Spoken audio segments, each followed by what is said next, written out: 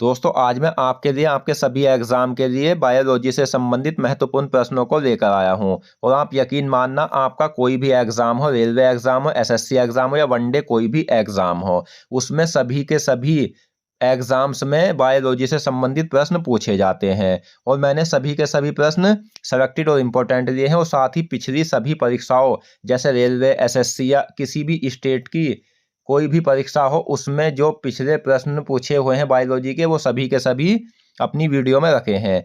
तो ये वीडियो आपके लिए काफ़ी ज़्यादा यूजफुल रहने वाली है। तो चलिए शुरू करते हैं फर्स्ट क्वेश्चन से। तो आज का जो हमारा फर्स्ट क्वेश्चन है वो है कोशिका का अध्ययन क्या कहलाता है। तो कोशिका का जो अध्ययन कहलाता है वो कहलाता है साइटोलॉजी। और कोशिका की जो खोज की थी वो 1665 ईस्वी में रॉबर्ट हुक ने की थी। नेक्स्ट, लैंगरहैंस की द्वीपिका किसका भाग होती है। तो लैंगरहैंस की जो द्वीपिका होती है वो भाग होती है दोस्तों अग्नाशय का। अगला क्वेश्चन है वह कौन सा पक्षी है जो पीछे की ओर उड़ सकता है। तो वो पक्षी होता है हमिंग बर्ड। हमिंग बर्ड पीछे की ओर उड़ने वाला पक्षी है और यह संसार का सबसे छोटा पक्षी होता है। अगला क्वेश्चन, कौन सा एंजाइम प्रोटीन एवं पेप्टोन को पॉलीपेप्टाइड तथा अमीनो अम्ल में बदलता है। तो वो एंजाइम होता है ट्रिप्सिन एंजाइम जो प्रोटीन एवं पेप्टोन को पॉलीपेप्टाइड तथा अमीनो अम्ल में बदलता है। नेक्स्ट है रुधिर में विष पदार्थों को निष्क्रिय कौन करती है। तो रुधिर में जो विष पदार्थों को निष्क्रिय करती है वो करती है लिम्फोसाइट्स। और लिम्फोसाइट्स क्या है, श्वेत रक्त कणिका होती है। नेक्स्ट, मानव कान के किस भाग में ध्वनि के बाद कंपन होता है। तो मानव कान का वह भाग जिसमें ध्वनि के बाद कंपन होता है वो कहलाता है कर्णपटी झिल्ली। अगला क्वेश्चन, आयरन जिसे लोहा भी कहा जाता है का प्रतीक चिन्ह क्या है। तो आयरन का प्रतीक चिन्ह होता है Fe। गुड़ में कौन सी धातु पाई जाती है। तो गुड़ जो बनाया जाता है दोस्तों वो गन्ने से बनाया जाता है और गुड़ में पाई जाती है लोहा यानी आयरन धातु। नेक्स्ट, वह पक्षी जो अपने पंखों को 180 डिग्री घुमाकर पीछे की ओर उड़ सकता है वो पक्षी कौन सा होता है। तो वो होता है humming bird. Next question, Edward Jenner ने चेचक के टीके की खोज कब की थी। तो चेचक के टीके की जो खोज की थी वो एडवर्ड जेनर ने की थी और ये कब की थी, 1796 को। नेक्स्ट, मानव शरीर की सबसे बड़ी अंतःस्रावी ग्रंथि कौन सी है। तो सबसे बड़ी अंतःस्रावी ग्रंथि है थायराइड ग्रंथि।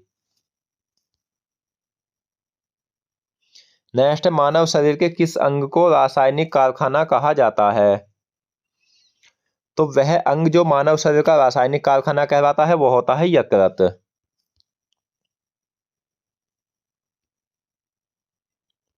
अगला क्वेश्चन, मानव लार में पाया जाने वाला वह एंजाइम जो भोजन में उपस्थित हानिकारक बैक्टीरिया को नष्ट करता है।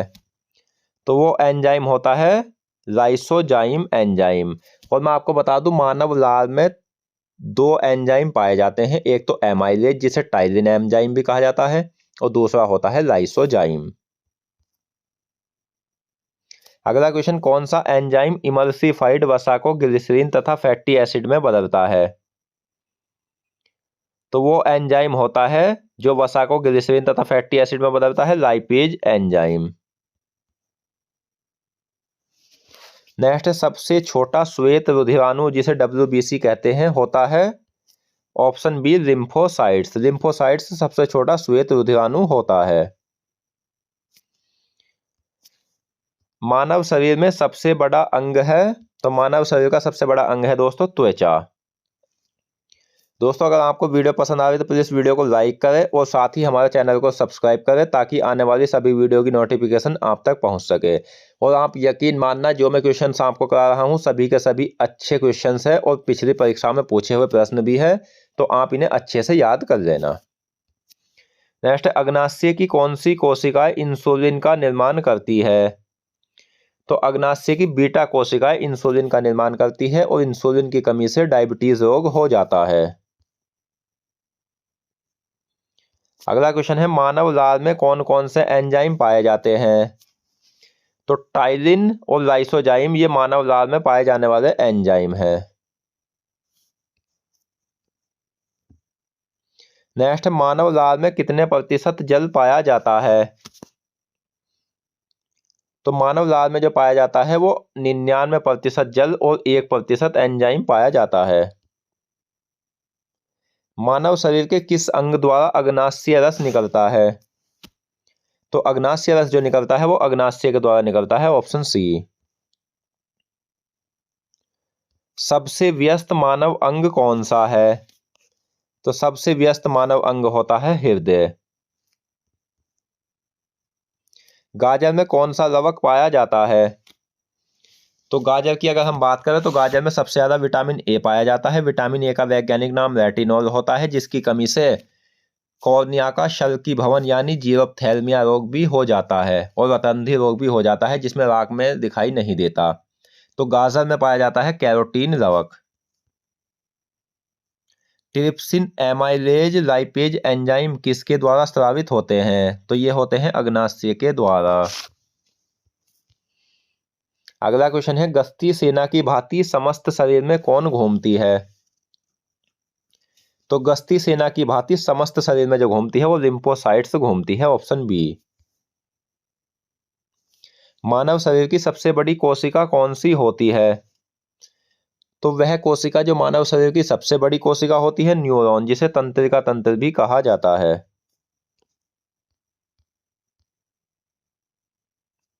अगला क्वेश्चन, समुद्री जल का पीएच मान कितना होता है?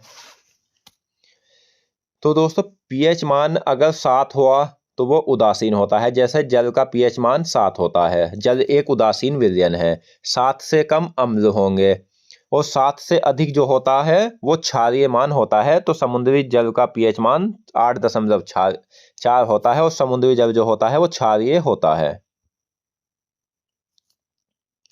नेक्स्ट, हीमोग्लोबिन या रक्त कैसा होता है? तो रक्त का पीएच मान 7.4 होता है, तो इसी कारण रक्त जो है वो क्षारीय होता है। दूध में पाई जाने वाली शर्करा क्या है? तो दूध में पाई जाने वाली शर्करा है लैक्टोज। अगला क्वेश्चन, पेनिसिलिन किस पौधे द्वारा प्राप्त होती है? तो पेनिसिलिन जो प्राप्त होती है वो कवक द्वारा प्राप्त होती है। पेनिसिलिन की खोज अलेक्जेंडर फ्लेमिंग ने की थी। नेक्स्ट है, रुधिर के प्लाज्मा में किसके द्वारा एंटीबॉडी या प्रतिरक्षी प्रोटीन निर्मित होते हैं? तो ये होते हैं लिम्फोसाइट्स के द्वारा।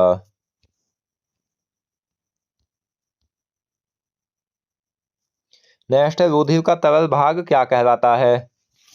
तो रुधिर का तरल भाग कहलाता है प्लाज्मा। और प्लाज्मा जो है वो मानव रुधिर का 55% पाया जाता है। ट्रेकोमा और ग्लूकोमा किस अंग से संबंधित रोग है? तो ये संबंधित है आंख से। नेक्स्ट है, हल्दी में पीला रंग किसके कारण होता है? तो दोस्तों हल्दी में जो पीला रंग होता है वो होता है कुरकुमिन के कारण।